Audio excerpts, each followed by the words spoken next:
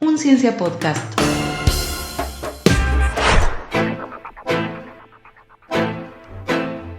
El miércoles 18 de mayo se va a realizar un nuevo censo en la República Argentina. Desde el 16 de marzo está la posibilidad de hacer el censo de manera digital. Pero, ¿qué es un censo? ¿Para qué sirve? ¿Qué datos revela? ¿Cuáles son los objetivos de un censo nacional? Desde UNCiencia convocamos a Eduardo Boloña, doctor en Ciencias Sociales y profesor de la Universidad Nacional de Córdoba, para que nos cuente qué es un censo, para qué sirve y cuál es la historia de los censos en la República Argentina. El censo es el operativo civil más importante que hace un Estado nacional. Tiene el objetivo de captar datos de la sociedad para poder diseñar, implementar y evaluar políticas públicas. En educación, en empleo, para la planificación de infraestructura vial, de transporte. También permite estimar la población con necesidades básicas insatisfechas, que es una de las formas de medir pobreza en Argentina. Los censos son la base a partir de la que se realizan las proyecciones de población. Esto es, las previsiones sobre el modo en que evolucionará a futuro la población del país y de sus regiones. Naciones Unidas recomienda que los censos se hagan en intervalos de tiempo fijo. Sugiere que sea cada 10 años, ya que contar con una serie de censos permite evaluar lo sucedido en el pasado, describir con detalle lo que sucede actualmente y hacer previsiones en relación al futuro. Para que se pueda comparar entre países, conviene que los censos se hagan en las fechas lo más próximas posibles. Naciones Unidas propone que sea en los años terminados en cero. Argentina respetó esa sugerencia en los censos de 1960, 70, 80 y 2010. El censo es la fuente primaria más importante y más amplia de información estadística. Gracias a esta periodicidad, aproximadamente cada 10 años, es posible comparar los cambios que van sucediendo en una población en términos del tamaño y la composición. El censo es el único instrumento capaz de proporcionar datos para niveles geográficos menores, como municipios. Y en ese sentido vale la metáfora de la foto de la población, que puede ampliarse para ver pequeñas áreas geográficas. Pero, como sucede en una foto, en la que el encuadre determina qué entra y qué queda afuera, el censo siempre es una selección de algunos aspectos que se decide observar. Y, siguiendo la metáfora de la foto, también sirve para mostrarle a otros países. En los tiempos del proyecto de Alberdi, cuando se esperaba recibir migración europea, los datos censales sirvieron para mostrar la prosperidad de los extranjeros. El segundo censo nacional, que fue en 1869, incluyó, además de relevamiento de población, un censo de industria, que preguntó por el tamaño de los establecimientos, el tipo de industria y la nacionalidad de los dueños de empresas. Las agencias argentinas en Europa, que fueron creadas para promocionar al país como destino migratorio, usaron esos datos para ilustrar el atractivo de Argentina. Aunque los recuentos de personas existen desde tiempos remotos, que tenían objetivos fiscales, de recaudación o también militares, la idea moderna de censo, de caracterizar a la población de un país, necesitó considerar que los hechos sociales son conceptos sobre los que puede hacerse equivalencia con indicadores empíricos y medirlos con los instrumentos adecuados, por medio de una selección de algunos aspectos de las entidades, personas, hogares o viviendas, a través de los cuales sea posible compararlas.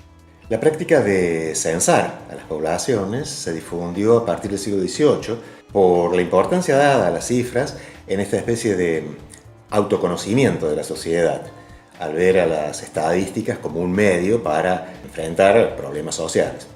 También la producción de cifras ayudó a conformar esas comunidades imaginadas que sirvieron de referente, en especial en procesos de unificación en países como Alemania, Bélgica, Italia. Esos datos colaboraron a la imagen de un nosotros que nos diferencia, aunque no hay nada que nos haga similares entre nosotros o diferentes a extranjeros, salvo el hecho de haber nacido dentro de un determinado recorte geográfico. En Argentina se hacen censos desde hace más de 150 años. El primer censo que es de 1869, es el primero que se adecuó a los criterios de la época, es decir, estandarizando las preguntas, haciendo las mismas preguntas para todas las personas censadas, el hecho de aplicarlo de manera simultánea en todo el territorio y sin referencias a religiones o a cuestiones vinculadas a lo militar. El segundo censo del siglo XIX, 1895, incluyó también un relevamiento agropecuario y económico. Esta fue la ocasión en que se preguntó por el tipo de industria, la nacionalidad del dueño, justamente, el personal ocupado, etc. Fue más amplio en términos de cobertura que el censo anterior porque fue hecho después de la unificación territorial del país.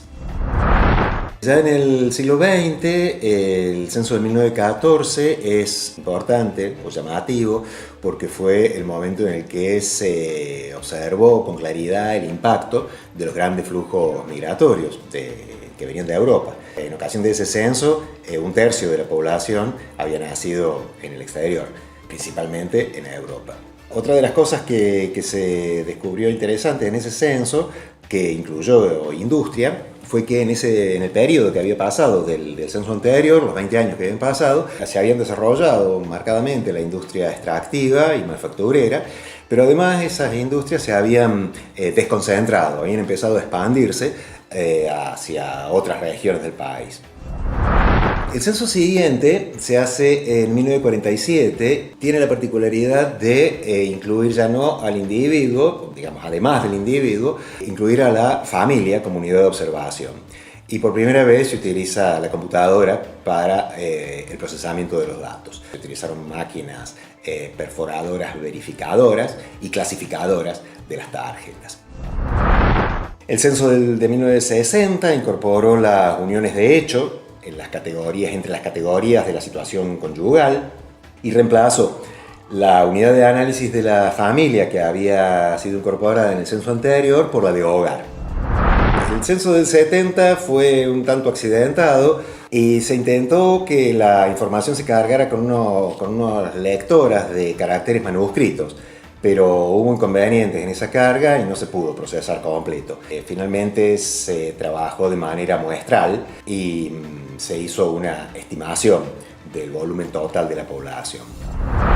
El censo siguiente, 10 años después, utilizó como innovación el muestreo en las áreas más pobladas. La idea de muestreo era la de poder profundizar en algunos temas, pero no de manera integral para toda la población, sino solo en algunos hogares que eran seleccionados por procedimientos, con técnicas de muestreo.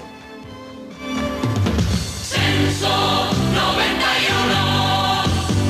¡Súmese! En el censo del 91, lo importante como incorporación fueron preguntas acerca de cobertura de salud y de la situación previsional de la población.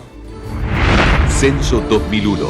Mejor para todos. El 2001 tiene de interesante que incluyó preguntas sobre el autorreconocimiento como descendiente o perteneciente a pueblos indígenas.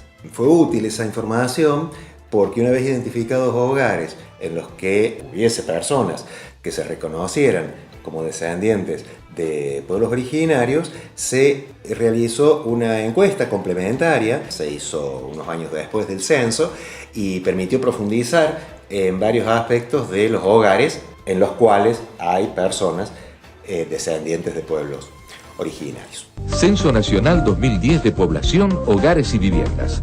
El 27 de octubre, feriado nacional, contestale al censista. El 2010 fue un periodo complejo para el INDEC, se realizó el censo, pero años más tarde se detectaron problemas metodológicos importantes, también de cobertura, hubo una revisión de los resultados y también la cifra final de población fue estimada. Llega el censo 2022. Llega el momento de reconocernos. Durante el gobierno anterior, desde el INDEC, se decidió incluir en el censo previsto para 2020 dos preguntas que generaron objeciones. Una de ellas es respecto del DNI de las personas, de cada una de las personas censadas, y la otra es sobre el domicilio laboral. La fundamentación para estas preguntas fue que el DNI podía servir para vincular los datos censales con otras bases de datos disponibles en el Gobierno Nacional, provenientes de registros de distintos organismos, y completar información acerca de la población en su conjunto. La otra pregunta, la del domicilio laboral, estaba dirigida a medir el grado de movilidad de las personas entre su propio domicilio y el domicilio laboral. Ambas preguntas fueron objetadas y finalmente fueron eliminadas del censo. La pregunta por el DNI tenía como primer inconveniente: muchas personas considerarán que sus datos personales podían ser utilizados con otro fin y que evitaran responder. Para que un censo sea exitoso, es necesario que la población esté motivada para responder a las preguntas, de tal manera que haya poca omisión, que haya los menos casos posibles de no respuesta. Con esta pregunta, y también con la del domicilio laboral, que iban a estar por primera vez en un formulario censal, había riesgo de generar suspicacias que perjudicaran el grado de cobertura que el censo tuviera, es decir, la predisposición de las personas a responder. Ese riesgo de pérdida de cobertura y también a la seguridad de la base de datos resultante, porque esa podía ser una base muy valiosa que pudiera ser utilizada con fines de identificación de las personas. La ley de secreto estadístico establece que los datos que son recogidos son estrictamente secretos y solamente pueden utilizarse con fines estadísticos. Las publicaciones de esos datos deben hacerse siempre de manera agregada, es decir, en compilaciones de conjunto, de manera que no pueda ser violado el secreto, tampoco individualizadas las personas o las entidades de las que se recogen los datos. Llega el momento de reconocernos. Reconocernos por nuestra vivienda, por nuestra familia, por lo que hacemos y por lo que queremos hacer. Reconocernos por dónde nacimos, por dónde vivimos, por lo que tenemos y por lo que nos falta. Reconocernos por lo que nos une. Llega el Censo 2022 para saber cuántos somos y cómo vivimos. Censo 2022. El Censo 2022 tiene algunas particularidades respecto de censos anteriores. En términos de forma, la innovación es la bimodalidad, la posibilidad de realizarlo a través de la página web. Desde el 16 de marzo pueden cargarse los datos del formulario y si se opta por realizarlo de esa manera, el día del censo, cuando el censista visita el domicilio, se entrega un código que genera la página una vez completado el censo. Si bien en esta versión web se solicita el DNI de una de las personas del hogar, es información que no se almacena. Está en una página separada del formulario y no va a formar parte de la base de datos final del censo. En este censo 2022 también hay innovaciones en términos de contenido. Se pregunta por un lado por el sexo registrado al nacer, con las dos categorías clásicas de varón o mujer, como se vino haciendo en los censos anteriores, pero además se ha agregado una pregunta sobre la identidad de género. Se da la opción de no responder o bien de ignorarlo. Hay otra innovación que es que está eliminada la pregunta por el estado civil. La fundamentación del INDEC para haberla eliminado es que lo hacen en función de la ley de matrimonio igualitario. Para reconstruir la composición del hogar se utiliza la pregunta por la relación de parentesco con el jefe o la jefa o la persona de referencia del hogar.